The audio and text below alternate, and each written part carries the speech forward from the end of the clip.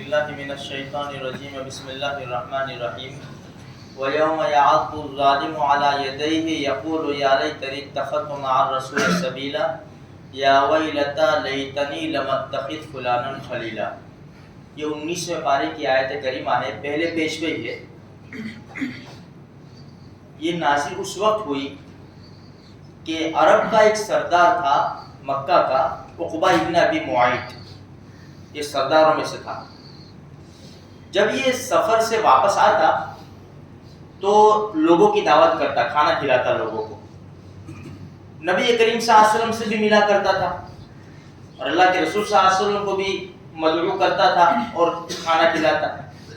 ایک مرتبہ سفر سے واپس آیا تو اس نے مشرکین کو بلایا اور نبی کریم صلی اللہ علیہ وسلم کو بھی دعوت دی۔ اللہ کے رسول صلی اللہ علیہ وسلم تشریف لے گئے۔ ہمارے نبی کے آگے اس نے جب کھانا رکھا تو رحمت عالم صلی اللہ علیہ وسلم نے عقبہ سے کہا کہ میں اس وقت تک کھانا نہیں کھاؤں گا جب تک کہ تو اس بات کی گواہی نہ دے کہ اللہ کے سوا کوئی معبود نہیں اور میں اللہ کا رسول ہوں، یعنی لا الہ الا اللہ پڑھ تو میں کھانا کھاؤں گا۔ عرب کے لوگ مہمان نواز ہوتے تھے اور وہ یہ نہیں چاہتے تھے کہ ایک مرتبہ اگر ان کے دسترخوان کے اوپر مہمان بیٹھ گیا تو بھوکا چلا جائے، یہ ان کے لیے رسوائی اور ذلت ہی تھی۔ تو عقبہ ابن ابی معیط سے ہمارے نبی نے یہ کہا کہ میں اس وقت تک کھانا نہیں کھاؤں گا جب تک کہ تو لا الہ الا اللہ نہ کہے، مسلمان نہ ہو جائے۔ تو اس نے کلمہ پڑھ لیا، عقبہ نے کلمہ پڑھ لیا، ہمارے نبی نے کھانا کھا لیا۔ یہ بات خبر ہوئی، عقبہ کا بہت گہرا دوست تھا ابی ابن خلف، اس کو پتا چلا، یہ نالائق آیا عقبہ کے پاس اور کہا کہ تو مسلمان ہو گیا؟ کہ نہیں یار، ایسی بات نہیں ہے، یہ معزز مہمان، ہمارے نبی کی طرف اشارہ کر کے کہہ رہا ہے، قریش کے معزز مہمان میرے دسترخوان کے اوپر تھے اور وہ بغیر کھائے چلے جائے، یہ تو میرے لیے رسوائی تھی، اس لیے میں نے کلمہ پڑھا۔ لیکن میں نہیں مانتا، میں تیری باتوں کو نہیں مانوں گا جب تک کہ تو جائے اور نعوذ باللہ محمد کے چہرے پر نہ تھوکے، وہاں تک میں نہیں مانوں گا۔ اب یہ دوست کی اس نے بات مانی، عقبہ نے، یہ کر تو کہ ٹھیک ہے، یہ کر گزرا، اس نے وہ کام کر لیا۔ تو قرآن نے کہا وَيَوْمَ يَعَضُّ الظَّالِمُ عَلَى يَدَيْهِ، یہ تو کر گزرا، عذاب آیا، بدر میں دونوں مارے گئے، عقبہ بھی مارا گیا اور ابی ابن خلف بھی بدر میں مارا گیا۔ یہ تو دنیا کا عذاب تھا، آخرت کا عذاب اللہ بتا رہا ہے۔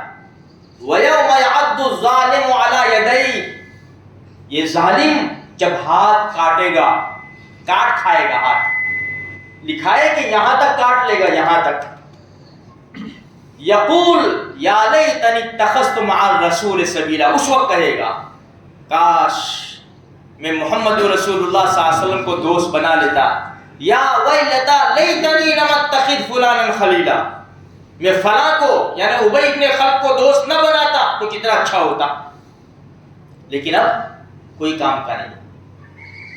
میرے بھائیوں، میرا کہنے کا مقصد یہ ہے کہ دنیا کے کہنے کے اوپر اپنے ایمان کو داغدار نہ بنانا۔ حالات ابھی ہے، چلنے یار، اپنا دوست کہہ رہا ہے پہنا دینے، اس میں کون سی بڑی بات ہے یار، پہنا دینے یار، چل پہنا دے، کوئی بات نہیں۔ تو چلے گئے اسٹیج کے اوپر، داغدار بنا دیا اپنے ایمان کو، اور کس کے دل کو زخمی کیا، کس کی شریعت کو زخمی کیا؟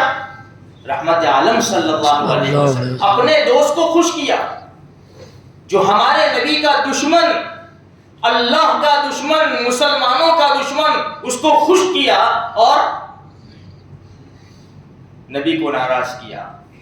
میرے بھائیو، اللہ میری بھی حفاظت فرماوے، آپ کی بھی حفاظت فرماوے اور سارے مسلمانوں کی اللہ پاک حفاظت فرماوے۔ دنیا کے چند کھوٹے سکوں کی خاطر مسلمان یہ کام کر بیٹھتے ہیں کہ شریعت کو نقصان پہنچا دیتے ہیں، چند پیسے کب تک استعمال کریں گے میرے بھائیوں؟ کتنا بڑا نقصان ہوتا ہے، کتنا بڑا نقصان ہمیں سمجھنا چاہیے۔ میرے بھائیوں، ایمان بچانے کے لیے ہر قربانی دی جا سکتی ہے، لیکن ایمان کو بیچا نہیں جا سکتا، بلکہ ایمان کو بچایا جاتا ہے۔ ہم یہاں کیوں آتے ہیں؟ ہم سب کاروبار چھوڑ کر ہم یہاں کیوں آتے ہیں اللہ کے دربار میں؟ اپنے ایمان کی حفاظت کے لیے۔ اللہ کے قرآن کو کیوں پڑھتے ہیں؟ اپنے ایمان کی حفاظت کے لیے۔ پیارے نبی کی پیاری پیاری سنتوں پر عمل کیوں کرتے ہیں؟ اپنے ایمان کی حفاظت کے لیے۔ یہ سب جتنے بھی نیک کام کر رہے ہم اپنے ایمان کی حفاظت کے لیے کر رہے، اس لیے ہم سے کوئی ایسا کام نہ ہو جاوے میرے بھائیوں کہ ہمارا ایمان زخمی ہو جاوے۔ اللہ میری آپ کی سارے مسلمانوں کی حفاظت فرمائے۔